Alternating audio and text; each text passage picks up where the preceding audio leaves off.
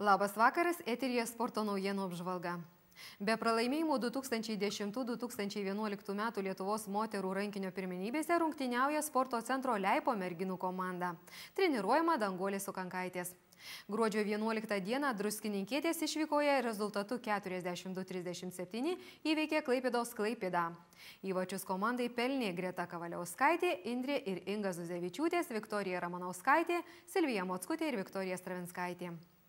Lietuvos jaunių vaikinų gimusių 1993 metais krepšinio čempionato varžybose sporto centro komanda vadovaujama trenerio Sigito Šimkūno išvykoje rezultatu 49-71 pralaimėjo Lazdijų SC Pietų Megrame ekipai.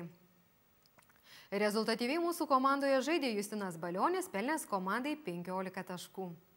Lietuvos jaunučių vaikinų gimusių 1996 metais krepšinio čempionato varžybose sporto centro komanda treniruojama Audriaus Vilkevičiaus namuose susitiko su bendraamžiais iš Ukmergės.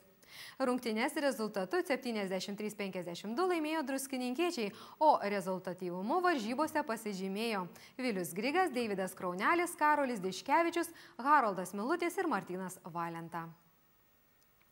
Savaitgalį Lietuvos vyrų rankinio pirmenybių varžybose sporto centro rankinio klubo komanda treniruojama Antano Andrijausko namuose rezultatu 41-23 įveikė Šalčininkų Sokol rankininkus.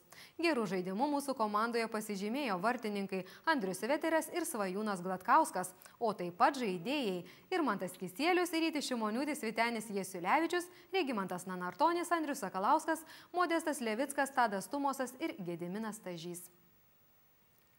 Na, o Druskininkų teniso klubas sporto centre organizavo kalėdinį dvejetų turnyrą, kuriame dalyvavo 20 sportininkų. Dėl pirmos-antros vietų finalinėse varžybose kovojo Kęstučio Krušo ir Alvydo Valentos bei Edmundo Antanaičio ir Algimanto Baltramonaičio dvejetų poros.